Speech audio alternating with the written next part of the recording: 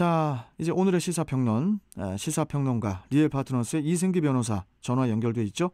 자, 이승기 변호사 안녕하세요. 예, 안녕하세요. 네. 자, 윤석열 그 총장에 대한 징계 결정이 나왔어요. 예, 나왔습니다. 네. 윤 총장에 대한 징계 결과가 어제 새벽 4시 드디어 나왔는데요. 정직 2개월로 결정이 됐습니다. 맞습니다. 어제 징계위 이제 2차 심의를 마치고 윤 총장이 답정너다라는 불만을 표출했는데요. 예. 사실상 이미 징계하기로 결정돼 있고 그 수위만 판단하는 거 아니냐라는 의미였습니다. 그에 반해 이제 징계위 측에서는 결론을 미리 정해놨다면 우리가 7시간 동안 논의를 했겠냐며 이제 이번 징계 결정에 신중을 기했다 이런 입장입니다.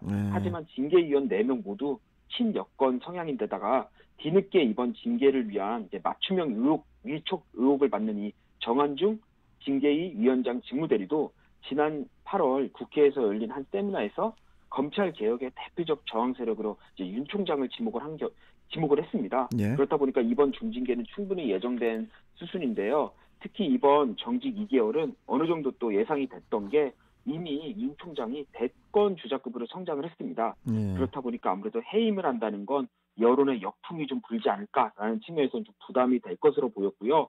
결국 정직을 통해서 이제 월성 1호기 경제성 조작 사건이나 뭐 청와대의 울산시장 선거 개입 사건 이런 이제 현 정부를 겨냥한 수사에는 관여할 수 없도록 하는 이제는 그 정직 처분을 내리지 않을까 예상을 했는데 이 부분이 이제는 좀 어느 정도 이제 맞아 떨어진 걸로 보입니다. 예. 특히 이번 징계 결정을 보면은 좀 이렇게 뭐랄까 참 사람 산다는 게 좀 허무하지 않나라는 생각이 드는 게 예. 사실 이제 윤 총장이 작년 7월에 이제 검찰총장으로 임명이 됐는데요.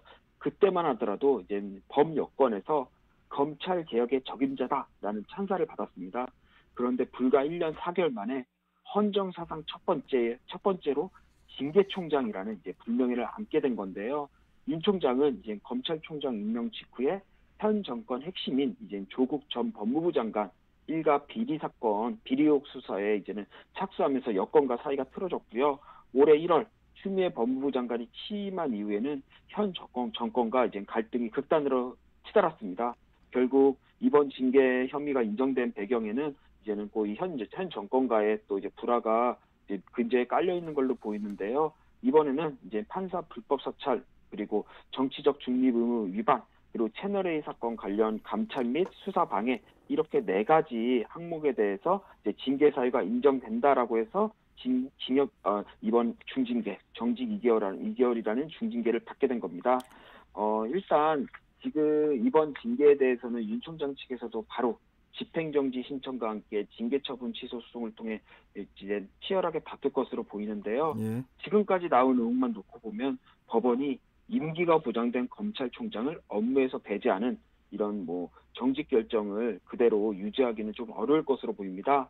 특히 지난 1월 윤 총장이 이 추미애 법무부 장관을 상대로 낸 이 직무 배제 명령에 대한 집행정지 신청을 법원이 인용을 했는데 그렇죠. 그때와 지금을 비교해 보면은 사실관계가 거의 동일합니다. 예. 추 장관이 제시한 윤 총장의 6가지 징계 사유에 대해 뭐 새로운 사실관계나 뭐 증거가 추가된 게 거의 없습니다. 예. 결국 추 장관과 윤 총장의 지리한 갈등의 결론은 법원에서 내려질 것으로 보이는데요.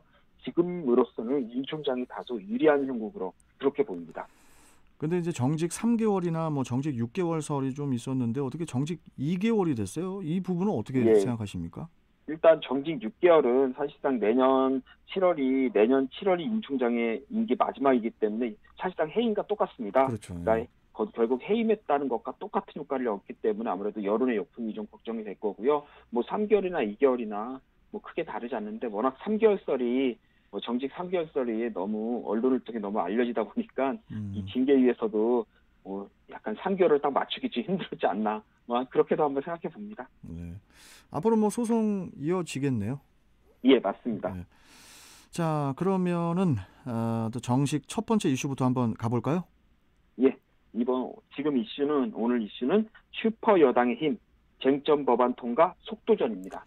그 지난 14일에 그 쟁점 법안인 남북관계발전법 개정안, 소위 대북전단 살포금지법이라고 이제 부르는데 이 법안이 이제 최종 통과가 됐는데 어떤 내용입니까?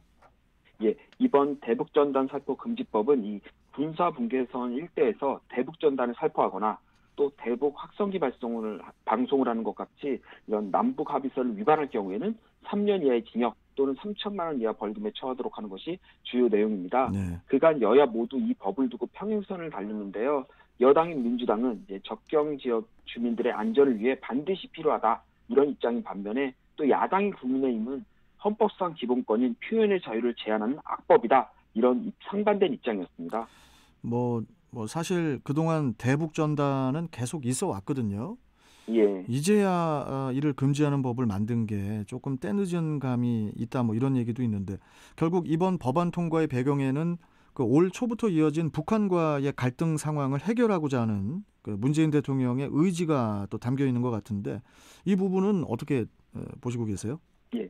이번 법안의 필요성이 처음 제기된 게 지난 6월 4일 김정은 북한 국무위원장의 동생이자 당시 노동당 제1부부장이었던 이 김여정이 이 대북전단 살포를 이제 맹비난하면서 연락사무소 폐쇄를 경고하면서 그때부터 이제 시작이 된 겁니다. 네. 이제 김 부부장의 경고 후 이제 닷새 뒤인 6월 9일에는 북한이 이제 남북한 사이의 모든 통신 채널을 끊는 초강수를 뒀고요. 이후 6월 16일에는 판문점 선언의 결실로 탄생한 이 개성 남북 공동 연락사무소를 폭파하는 초유의 사태가 일어났습니다. 네. 특히 폭파 전날인 15일이 6.15 남북 공동선언 20주년이었습니다. 당시 문 대통령이 남북이 함께 돌파구를 찾아 나설 때가 됐다. 이런 말을 하며 남북관계 회복 의지를 밝히기도 했는데요. 그렇다 보니까 북한의 연락사무소 폭파는 이 대북전단 살포를 어떻게 처리할지 지켜보겠다는 우리 정부에 대한 경고장이라는 그런 분석이 많았습니다. 그러자 이제 여당인 민주당 쪽에서는 국회 원구성이 끝나면 이제는 대북전단 살포 금지법을 완료하겠다. 그런 입장을 밝히면서 지금 이번에 이제는 법안 통과까지 신속하게 이어진 것 그렇게 보입니다. 네. 그렇다 보니까 이제 야당인 국민의힘 측에서는 이번 법안을 두고 이제 김여정 말 한마디에 만들어졌다. 김여정 하명법 아니냐라고 이제 맹비난하고 있는 건데요. 네. 하지만 정부와 여당 입장에서는 이제 코로나19 사태로 경제 상황이 최악인 상황에서 문 대통령의 최대 치적이라고 할 수 있는 이 대북 관계만큼은 어떻게든 성공적으로 이끌어야 한다는 좀 부담이 있을 겁니다. 그렇다 보니까 이제 북한에 대한 화해의 메시지로 이번 법안 통과에 좀 집중한 게 아니냐 그렇게 판단됩니다. 그러니까 이제 결국 이번 법안 통과에는 그 대통령의 의중이 실렸다고 보시는 것 같은데.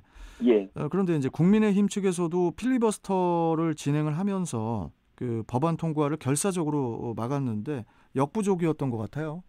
예. 그 필리버스터 제도 자체가 이 국회 안에서 이 소수파가 다수파의 독주를 막기 위해 무제한 토론 이런 합법적인 수단을 동원해 의사진행을 방해하는 그런 목적으로 도입이 된 겁니다. 예. 그런데 이 역시도 한계가 있는 게 국회 의결 종족수의 5분의 3, 그러니까 300석 중에서 180석 이상의 찬성을 얻으면 필리버스터를 강제 종결할 수가 있는 겁니다. 그렇다 보니까 이번 대북전단 살포 금지법에 대한 야당의 필리버스터도 이제 거대 여당의 의석 앞에서는 무력화될 수밖에 없는 거죠.